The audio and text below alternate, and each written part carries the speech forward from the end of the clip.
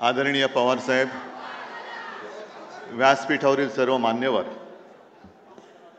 आणि जमलेल्या महाविकास आघाडीच्या लढवय्या कार्यकर्ते बांधवांनो, भगिनींनो आणि मातांनो, बऱ्याच दिवसांपासून आपल्या तिन्ही पक्षाचे आणि सोबत जे आणखी मित्र पक्ष आहेत यांच्या प्रमुख पदाधिकाऱ्यांची एकत्र बैठक घेण्याचं एक ठरत होतं, मुहूर्त लागत नव्हता। आज तो योग जुळून आला, चांगला मुहूर्त आहे। कालच स्वातंत्र्य दिन आपण साजरा केलेला आहे आणि आजपासून पुढच्या लढाईची सुरुवात आपण करतो आहोत। येता येता बातमी मी पाहिली, निवडणूक आयोग आज पत्रकार परिषद घेते। माझं तर मत आहे त्यांनी आज महाराष्ट्राची निवडणूकच जाहीर करून टाकावी, आमची तयारी आहे। तयारी आहे बोलायला खूप सोपं आहे, पण वाटते तेवढी लढाई काही सोपी नाहीये। आपण लोकसभा तर शत्रूला पाणी पाजलंच आहे, मी राजकीय शत्रू म्हणतोय। लोकसभेची निवडणूक ही संविधानाच्या रक्षणाची लढाई होती, लोकशाहीच्या रक्षणाची लढाई होती। जरा खाली बसून घ्या ना कॅमेरावाले, राहू दे त्यांना पण राहू दे, कारण त्यांच्यामुळे आपण संपूर्ण महाराष्ट्रात आणि देशभरात आपले विचार पोहोचवतो आहोत। ठीक आहे, जरा बसून घ्या।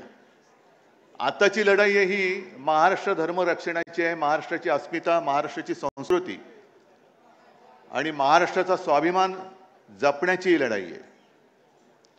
जे महाराष्ट्र लुटायला आलेले आहेत, मध्ये मी माझ्या कार्यकर्त्यांसमोर बोललो होतो की लढाई लढायची तर कशी लढायची, अशी जिद्द पाहिजे, एक तर तू राहशील ना तर मी राहीन, या जिद्दीने लढाई लढली पाहिजे। फक्त हे तू राहशील किंवा मी राहीन हे आपल्या तिघात किंवा आपल्या मित्रपक्षात नको। नाहीतर काँग्रेस राष्ट्रवादीला बोलते, राष्ट्रवादी आम्हाला बोलते, आम्ही आणखीन कोणाला बोलते, तर तू राहशील ना तर मी राहीन। नाही, आपण मिळून जे महाराष्ट्र लुटायला आलेत त्यांना आपण विचारतोय प्रश्न आणि त्यांना सांगतोय की एक तर तू राहशील ना तर मी राहीन, होऊन जाऊ दे।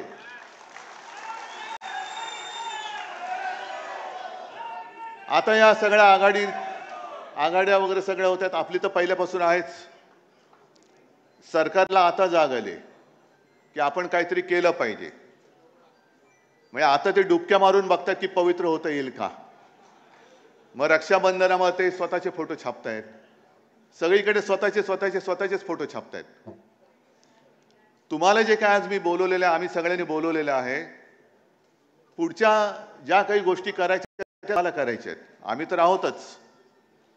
पहिल्या प्रथम आपण सर्वांनी एक शपथ घेतली पाहिजे की कोणत्याही परिस्थितीत मी किंवा महाराष्ट्राचं हित, माझ्यापेक्षा महाराष्ट्राचं हित आम्ही जपू। मला उमेदवारी मिळाली नाही मिळाली तरी चालेल, पण ह्यांना खाली खेचू। आणि साहजिकच आहे, आपल्यात काड्या घालणारी लोक आहेत, युतीमध्ये बसलेत, त्यांच्या मुख्यमंत्री पदाचा चेहरा कोण, उद्धव ठाकरे होणार का आणखीन कोण होणार। मी आज सगळ्यांसमोर स्वच्छ सांगतो की पृथ्वीराजजी तुम्ही आलात, पवार साहेब तुम्ही आलात, तुम्ही आत्ता तुमच्यापैकी कोणाच्याही मुख्यमंत्री पदाचा जाहीर करा, उद्धव ठाकरेचा त्याला पाठिंबा असेल, या जाहीर करा। कारण मुळामध्ये मी माझ्यासाठी लढतो ही भावना माझ्यात नाहीये। ज्या क्षणी मी मुख्यमंत्री पद सोडलं ते पुन्हा जे काही लढतोय मी माझ्या स्वार्थासाठी नाही लढत, माझ्या महाराष्ट्राच्या स्वार्थासाठी लढतोय। आणि आजपर्यंत कोणाची हिम्मत झाली नव्हती, ती यापुढे सुद्धा होणार नाही। महाराष्ट्राला झोकवण्याची जो हिम्मत करतो त्याला आम्ही गाडून टाकतो। या इतिहासाची पुनरावृत्ती आम्हाला करायची, गाडून टाकू आम्ही त्याला। त्याच्यामुळे हे जे काय चाललंय, मुख्यमंत्री कोण होणार तर आत्ता जाहीर करा, या सगळ्यांच्या समोर जाहीर करा। आणि मी तुम्हाला पाठिंबा देतो की नाही ते होऊ द्या, सगळे चॅनेलवाले करून टाका जाहीर। मुख्यमंत्री कोण होणार आम्ही बघू, काय करायचं ते आम्ही नाही। पण आणखीन पुढचा धोका सांगतो, जो अनुभव आम्ही भाजपच्या युतीत घेतलेला आहे त्या अनुभवाची पुनरावृत्ती नकोय मला। आम्ही 20 वर्ष 25 वर्ष 30 वर्ष सेना भाजप युती मग जागा वाटप व्हायचा, मग अशाच बैठका व्हायच्या आणि त्या बैठकांमध्ये जाहीर केलं जायचं की ज्याच्या जागा जास्त येतील त्याचा मुख्यमंत्री. आणि हेच धोरण हे आम्ही एकमेकाच्या पायावरती धोंडे पाडण्यात टाकायचो. कारण तुझ्या जास्त जागा आल्या तर तुझा मुख्यमंत्री होईल, मग तुझी जागा मी पाडणार, माझी जागा तू पाडणार, तो आपली जागा तो पाडणार. म्हणजे पाडापाडीच्या राजकारणामध्ये युतीला काय महत्व राहिलं? ज्याच्या जागा जास्त होतील नाही, आधी ठरवा आणि चला पुढे. मला काही हरकत नाही त्याच्यामध्ये, ठरवा आधी, पण या धोरणाने जाऊ नका. त्याच्यानंतर आणखीन ज्या काही घोटाळे बरेच आहेत. मी आज थोडं काय विचार केला की पहिल्या प्रथम ही बैठक होते, मुंबईत होते, यजमानपद स्वीकारूया आणि जरा ओपनिंग बॅट्समनची भूमिका बजावूया आपण. ओपनिंग बॅट्समनचं कसं असतं की चांगला स्कोर केला तर केला, नाही तर विकेट फेकायची आणि मॅच एन्जॉय करायची. बाकीचे प्लेयर खेळणारे आहेतच, त्यांची बॅटिंग बघू. तर त्यांच्या ज्या काही योजना आहेत त्याच्यात आणखीन एक योजना त्यांनी काढली, हा सुद्धा एक घोटाळा आहे. आणि तुम्हाला मग कळेल की मी नेमकं काय म्हणतोय, तुम्हाला काय करायचंय, मी काय करायचं, हे तुम्ही स्वतःला विचारलं पाहिजे की मी काय करायचं. त्यांनी आणखीन एक जी काही घोषणा केलेली आहे, 50,000 दूत आले ना तुमच्या कानावर, काय योजना दूत, म्हणजे सरकारच्या योजना या घरोघरी पोहोचवण्यासाठी 50,000 दूत हे यांचेच चेले चपाटे असतात. 50,000 दूता 10,000 रुपये पर मंथ, म्हणजे लाडक्या बहिणीला 1,500 रुपये. आणि यांना पोचवायचं नाही, ते आपल्याला पोचवायचं, पण यांच्या योजना पोचवणाऱ्याला 10,000 रुपये. मग त्या दूतांची खोटी नावं दिली जातील, त्याच्यातनं पैसा ओरबाडला जाईल. आणि हा सगळा घोळ जो आहे, हा सगळा जो गोंधळ आहे, हा पुढे चालू ठेवायचा. ज्याप्रमाणे लोकसभेच्या निवडणुकीत मोदी रथ, मोदी सरकार गावागावात अडवले. मोदी सरकार की भारत सरकार? आम्हाला भारत सरकार पाहिजे, मोदी सरकार नकोय, आज सुद्धा नकोय. आणि हा जो काय पैसा आहे तो यांच्या खिशातला नाहीये, हा जनतेचा पैसा आहे. आणि त्या जनतेच्या पैशाची लूट तुम्ही तुमच्या घोटाळेबाज योजनांची जाहिरातबाजी करण्यामध्ये करता आहात. हा घोटाळा आहे. मग ते दूत म्हणून जर का पैसे देऊन गावात फिरणार असतील तर तुम्ही जे सगळे बसलेले आहात ते कोण आहात? तुम्ही आपल्या महाविकास आघाडीचे दूत बनू शकत नाही. गावागावामध्ये जाऊन आपण केलेली चांगली कामं, 2.5 वर्षामध्ये जी आपण चांगली कामं केली ती सुद्धा लोकांना सांगितली पाहिजे. मग करोनातलं काम असेल, शिवभोजन असेल, शेतकऱ्यांची कर्जमुक्ती असेल, अनेक गोष्टी तुम्हाला माहिती आहेत सगळ्या. या सगळ्या गोष्टी जसं ते एक थापेबाजी करणार आहेत, अहो आम्हाला तर 2.5 वर्ष आम्ही भोगली, त्याच्यानंतर आता 2.5 वर्ष तुम्हीच बसलात तिकडे. मग 2.5 वर्षामध्ये जे काय केलं ते खरं खोटं सरकार म्हणून हे सांगतात, काही जनता म्हणून सांगेल तुम्ही काय केलं होतं आणि आम्ही काय केलं होतं. आणि म्हणून मी शिवसैनिकांना एक मागे कार्यक्रम दिला होता. जसं 2014 साली चाय पे चर्चा ही जी काय मोदींनी एक वापरली होती टूम, माझं म्हणणं आहे की आता होऊन जाऊ दे चर्चा, होऊन जाऊ दे. काय केलं आणि आम्ही काय केलं. नुसतं तू नालायक आहेस म्हणून मी लायक होत नाही, आम्ही काय केलंय हे सुद्धा त्यांना सांगावं लागेल. आणि निवडणूक लांबवण्याचा जो काय त्यांचा जो खटाटोप चाललाय, महापालिका निवडणुका घेतच नाहीयेत. विधानसभा आता म्हणतायत की एखाद महिना पुढे ढकलतील. ह्यासाठी तर आपण केलेली कामं ही लोकांना विसरायला लावायची.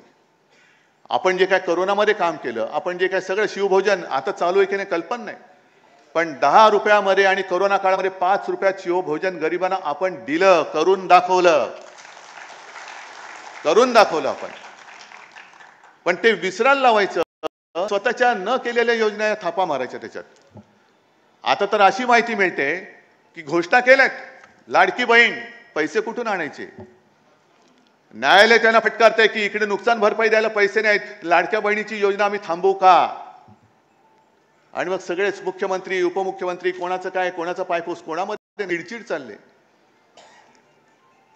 अनेक जे IAS ऑफिसर आहेत ते मला सांगते की साहेब लवकर या, तुम्ही लवकर या. म्हणजे यांची जी काय दडपशाही चाललेली आहे, दमदाटी चाललेली आहे, आणि आपले मिंदे सांगतात की मी चांगलं सांगतोय तोपर्यंत ऐका, नाही तर दुसरं रूप दाखवावं लागेल. अरे तुमचं रूप दुसरं काय आहे हे सुद्धा लोकांमध्ये पोहोचवण्याचं काम परत तुमचं आहे. बरोबर तुम्ही मुद्द्याला हात घातलात. कारण यांचं खरं रूप जे आहे गद्दार. सरकार पाडायला 50 खोके, लाडक्या बहिणीला 1500 रुपये, आणि मोदींनी म्हटलं होतं 15 लाख तुमच्या अकाउंटमध्ये येतील. तर 15 लाखाचे 1500 का झाले? 15 लाख का झाले? पण एकूण राजकारण जे चाललेलं आहे, काल स्वातंत्र्य दिनाच्या निमित्ताने आपले सरन्यायाधीश ज्यांच्यावरती आमचा विश्वास आहे, न्यायदेवतेवरती विश्वास आहे, शिवसेनेबाबतचा निर्णय, राष्ट्रवादीचा बरोबरचा निर्णय येत्या 50-60 वर्षात नक्की मिळाल्याशिवाय राहणार नाही, मला खात्री आहे. याच्यात चुकीचं काय बोललो मी? नाही, कारण आपण जे सांगितलं की लवकरची तारीख द्या, ते सांगतात तुम्ही आमच्यावरती आम्हाला आदेश नाही द्यायचा. मग आम्ही हात जोडून उभे आहोत. या जन्मी नाही तर पुढच्या जन्मी आम्हाला नक्की न्यायदेवता पावल्याशिवाय राहणार नाही. पण त्यांनी काल एक पत्रकारांशी बोलताना मी बातमीच आणली मुद्दामून. एवढीच बातमी आहे, खरं अख्खं भाषण मी काय पाहिलेलं नाही, पण त्याच्यात त्यांनी म्हटलेलं आहे की बांगलादेशमुळे स्वातंत्र्याचे महत्त्व अधोरेखित. बांगलादेशमुळे, ज्या बांगलादेशला आपल्या हिंदुस्थानने स्वतंत्र केला, त्या बांगलादेशामुळे आपल्या देशाचं स्वातंत्र्य जर का अधोरेखित होणार असेल तर आपण कशाला ह्या देशात जन्माला आलो? कोणत्या पदावरती आपण बसलो आहोत? दुसऱ्या देशात काय झालंय? अरे बांगलादेशामुळे स्वातंत्र्य अधोरेखित झालं असेल, महत्व अधोरेखित झालं असेल, तर तिथे जी काय हुकुमशाही होती, दडपशाही होती, तिच्या विरुद्ध जनता रस्त्यावरती उतरली. पंतप्रधानांना राजीनामा द्यावा लागला, सरन्यायाधीशांना सुद्धा राजीनामा द्यावा लागला. ही लोकशाही बांगलादेशातली तुम्हाला मान्य आहे? परवडणार आहे? आणि स्वातंत्र्याचं महत्व जर का जाणून घ्यायचं असेल तर भूतकाळात डोकावं लागेल. हे आपले चंद्रचूड जी बोलतात ह्या बातमीनुसार, मी माझ्या मनातलं किंवा मी त्यांचं भाषण प्रत्यक्ष पाहिलं नाही, ऐकलं नाही, पण भूतकाळात डोकावं लागेल. चंद्रचूड साहेब मान्य आहे, पण आमचा प्रॉब्लेम असा आहे की आम्ही जेव्हा भूतकाळात डोकावतो ना, तेव्हा आम्हाला रामशास्त्री प्रभूने दिसतात. रामशास्त्री प्रभूने राघोबा दादाला या प्रायश्चित्ताला, या जे काय पाप आहे, हा जो गुन्हा आहे, त्याला देहांत प्रायश्चित्ताशिवाय दुसरं शिक्षा होऊ शकत नाही, हे सांगणारे रामशास्त्री प्रभूने आमच्या भूतकाळात लपलेले आहेत. आणि आपण सुद्धा कधीतरी भूत होणार आहोत, म्हणजे भूतकाळात जाणार आहोत. आजचा जो वर्तमान काळ आहे तो उद्याचा भूतकाळ आहे. मग त्यावेळेला आणखीन कुठे काय घडलं, मग देशाचं स्वातंत्र्य, त्याचं महत्त्व कळण्यासाठी भूतकाळात डोकावं लागलं, तर मग आम्ही राजकारणी म्हणून काय करतो, आणि चंद्रचूड साहेब तुम्ही सुद्धा या देशाचे सरन्यायाधीश म्हणून काय केलं, हे त्यावेळेच्या भूतकाळामध्ये नमूद झालेलं असेल. आज जी काय आम्ही लढाई लढतो आहोत, ही लोकशाहीचीच लढाई आहे, स्वातंत्र्याचीच आहे. ज्या पद्धतीने हिंदू, मुसलमान आणि महाराष्ट्रामध्ये सुद्धा समाजामध्ये हे जे काय आगी लावत आहेत. आता काय झालं, गेल्या निवडणुकीमध्ये मुस्लिम समाजाने भरभरून मतदान केलं, बौद्धांनी केलं, सगळ्यांनी केलं, हिंदूंनी तर केलंच, मराठी माणसांनी केलं. पण मुसलमानांनी मतदान का केलं? उद्धव ठाकरे बरोबर मुस्लिम का आले? मी हिंदुत्व सोडलं.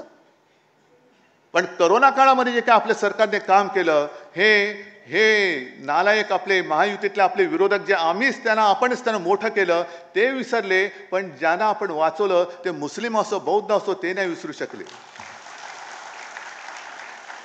सीए एनआरसीच्या वेळेला सुद्धा जे काम आपण केलं, एक भयभीत वातावरण झालं होतं सगळं. आता काय करणार? इथल्या लोकांना हाकलून देणार. मी महाविकास आघाडीच्या तर्फे मुख्यमंत्री म्हणून सगळ्यांना सांगितलं होतं की मी एक सुद्धा असं पाऊल केंद्राला उचलायला देणार नाही.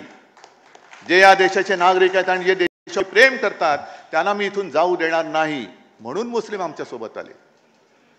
काल मोदीजी तुम्ही जे बोललात की सेक्युलर संविधान, सेक्युलर नागरिक संहिता, म्हणजे तुम्ही काय हिंदुत्व सोडलं? हिंदुत्व न मानणाऱ्या चंद्रबाबूच्या मांडीला मांडी लावून तुम्ही बसलात, नितीश बरोबर बसलात, मग तुम्ही हिंदुत्व नाही सोडलात? मग उगाच आपल्यामध्ये आगी लावण्यासाठी म्हणून तुम्ही ते वक्फ बोर्डाचं बिल का आणलं? बरं आणलं तर आणलं, हिम्मत होती तर बहुमत तुमच्याकडे असताना मंजूर का नाही करून दाखवलं? तुम्ही मंजूर का नाही करून दाखवलं?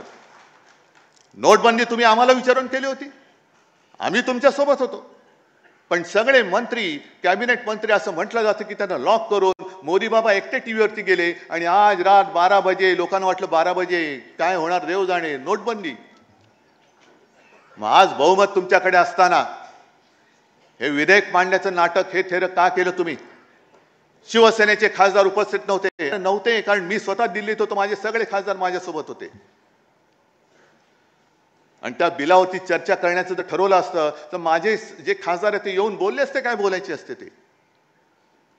पण तुम्ही वक्फ बोर्डाची जमीन जर ढापून तुमच्या उद्योगपतींच्या घशात घालणार असाल, जसं तुम्ही आमच्या हिंदू संस्थानांच्या मंदिराच्या जमिनी लाटताय, लुटतायत आणि तुमच्या लाडक्या कॉन्ट्रॅक्टरला देत आहात.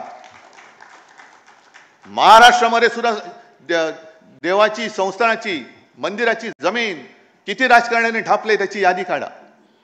मराठवाड्यामध्ये किती ढापलेली आहे, बीडमध्ये किती केलेली आहे, लावा ना एकदा तो काय प्रश्न आहे तो धसाच लावा. कोणी केले ती जमीन ढापले? बीडमध्ये तर केस सुरू आहे. अरे वक्फ बोर्ड तर बाजूला ठेवा, माझ्या मंदिराची जमीन चोरली जाते आणि त्याच्यावरती तुमचे मित्र येऊन बांधकाम करणार असतील तर आज मी जाहीर करतो, वक्फ असो किंवा हिंदू संस्थान असेल किंवा कोणत्याही धर्माच्या जागा असतील, आम्ही वेळवाकडं काही त्याच्यामध्ये होऊ देणार नाही, अजिबात नाही होऊ देणार. अयोध्येमध्ये तुम्ही जे काही केलं, कार सेवकांनी बलिदान केलं, कोणासाठी केलं? लोढासाठी केलं, अदानीसाठी केलं, रामदेव बाबासाठी केलं, श्री श्री रविशंकरसाठी केलं. कितीतरी लाखो कारसेवक तिकडे गेले, बलिदान झालं त्यांचं, मार खाल्ला, काही अपंग झाले आणि मग राम मंदिर उभं राहिलं. एक तर तुम्ही बांधलं ते सुद्धा गळकं, आमच्या हातामध्ये घंटा.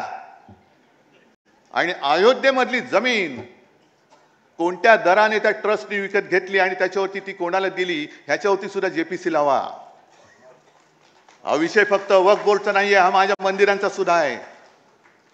आमचे शंकराचार्य जे बोलतात की केदारनाथ मधलं 200-250 किलो सोनं गायब झालं, लावा त्याची सुद्धा चौकशी लावा. त्या तिकडे कोणी चोरला आणि पितळ्याचं कोणी तिकडे मुलामा दिला हे सुद्धा पितळ उघडं पडलंच पाहिजे. पण सगळं चांगलं चाललेलं आहे आणि आता भाजपचं काय खरं नाही, कारण तुमची गॅरंटी चालत नाही म्हटल्यानंतर तुम्ही उद्धव ठाकरेला जर का अडचणीत आणण्यासाठी हे प्रश्न विचारत असाल तर इथली जनता काही ही दूधखुडी नाहीये की तुम्ही म्हणाल ते ऐकाल. म्हणून माझं म्हणणं की आजच निवडणुका घेऊन दाखवा, तुम्ही आजच घेऊन दाखवा. आणि मग जसं वक्फ बोर्डाचं तुम्ही बिल आणलं, मी आज जाहीर त्यांना प्रश्न विचारतोय, महाराष्ट्रामध्ये तुम्ही समाजामध्ये जी काही आग लावलेली आहात, मराठा, ओबीसी, धनगर, मी तर स्वच्छ भूमिका मांडलेली आहे, मला वाटतं पवार साहेब तुम्ही सुद्धा मांडलेली आहेत, काँग्रेसने सुद्धा मांडली आहे. मर्यादा वाढवण्याचा हक्क, अधिकार हा राज्य सरकारला नाही आहे. बिहारने वाढवलेली मर्यादा ही कोर्टाने उडवून लावली. हा अधिकार जो आहे तो फक्त आणि फक्त लोकसभेचा आहे, अन्यथा राष्ट्रपती हे करू शकतात. सर्वोच्च न्यायालयाचा अहवाल घेऊन, त्यांचा सल्ला घेऊन आरक्षणाची मर्यादा वाढवू शकतात. बरोबर ना पृथ्वीराजजी? मग मराठा आरक्षणाचं बिल लोकसभेमध्ये आणा, मर्यादा वाढवा, ओबीसींचं आरक्षण तसंच ठेवा, धनगरांना द्या, सगळ्यांना द्या. आज आम्ही सगळे महाविकास आघाडी त्याला पाठिंबा देतो. आणा आरक्षणाची मर्यादा वाढवण्याचं बिल आणा. पण आगी लावून ठेवायच्या, धर्माधर्मात आगी, हिंदू मुसलमानमध्ये आगी, हिंदूंमध्ये मराठी मराठीमध्ये आगी, मराठी माणसामध्ये मराठेतरमध्ये आगी. आणि त्या आगीवरती म्हणजे तुम्ही घरांच्या होळ्या पेटून त्याच्यावर तुमच्या पोळ्या भासतात. म्हणून आम्ही तुम्हाला गाडल्याशिवाय राहणार नाही. आणि म्हणूनच म्हणतो, एक तर तू तरी राहशील किंवा मी तरी राहील. आणि ही पुढची लढाई जी आहे, बोलण्यासारखं खूप आहे, बोलण्यासारखं खूप आहे. अगदी मुंबईची सुद्धा हालत त्यांनी काय करून ठेवली ती बघा. मला कल्पना आहे इकडे महाराष्ट्रातनं सगळे लोक आलेत, पण मुंबईकर जे आलेत, मुंबईमध्ये बेसुमार जे काय खोदकाम चाललेले, मेट्रो मेट्रो मेट्रो आणि दुसरं बिल्डिंग. मग बातम्या ज्या येतात, धरणं भरली तरी मुंबईकरांची तहान का भागत नाही? कारण तुम्ही खोरून ठेवलंय सगळं. काही ठिकाणी गटाराचं पाणी पिण्याच्या पाण्यामध्ये मिक्स होतंय. अनेक मुंबईकरांना पोटाचे विकार होत आहेत. कोण जबाबदार? कोण आहे? कोण जबाबदार आहे? कारण मुंबईला यांनी कधी शहर म्हणून बघितलंच नाही. मुंबईकरांना कधी आपलं मानलंच नाही.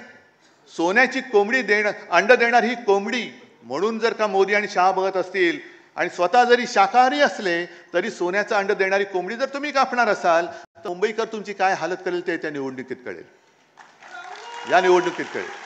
म्हणून एकच हात जोडून नम्र विनंती की लोकसभा निवडणूक आपण महाराष्ट्राने देशाला दिशा नक्की दाखवलेली आहे. आता ती दाखवलेली दिशा ही पुढे कायम ठेवण्यासाठी ही निवडणूक आपल्याला जिंकणं अत्यंत महत्त्वाचं आहे, अत्यंत महत्त्वाचं आहे. मगाशी नाना तुम्ही नव्हतात, मी बोललो की मुख्यमंत्री कोण होणार. आज काँग्रेसने चेहरा जाहीर करावा, पवार साहेबांनी करावा, मी त्याला पाठिंबा सगळ्यांच्या समोर द्यायला तयार आहे. फक्त जागेवरनं मारामाऱ्या करू नका, जागेवरनं मारामाऱ्या करू नका. एखादी जागा वाटपामध्ये काँग्रेसकडे गेली म्हणून शिवसेना आणि राष्ट्रवादीने काम करायचं नाही असं करायचं नाही. शिवसेनेकडे आली राष्ट्रवादी आणि काँग्रेसने काम करायचं नाही असं नाही. राष्ट्रवादीला दिली तरी सगळ्यांनी काम केलं पाहिजे, तरी केलं पाहिजे. अरे एकजूट, नुसती वज्रमूठ शब्दात असता कामा नये, वज्रमूठ ही कामात दिसली पाहिजे. आणखी दुसरी अत्यंत महत्त्वाची गोष्ट म्हणजे शिवसेना. होय, मी शिवसेनाच म्हणतो कारण ते तोतई आहेत, ते चोर आहेत. त्या चोरांच्या हातात मी शिवसेना ठेवणार नाही. भले माझं धनुष्यबाण त्यांनी चोरलं असेल तरी पुन्हा एकदा सांगतो, त्यांच्या बुडाला आग लावण्यासाठी मी मशाल घेतलेली आहे.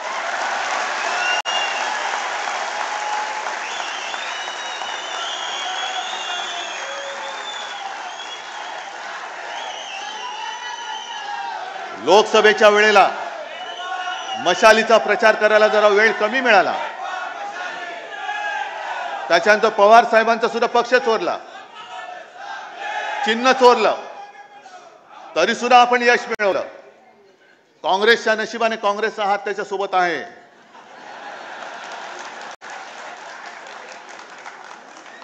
त्याच्यामुळे काँग्रेसचा हात, शिवसेनेची मशाल आणि पवार साहेबांचा तुतारी वाजवणारा मावळा हा गावागावामध्ये पोचवा, घराघरामध्ये पोचवा आणि हातामध्ये मशाल घेऊन यांच्या बुडाला आग लावून विजयाची तुतारी फुंका.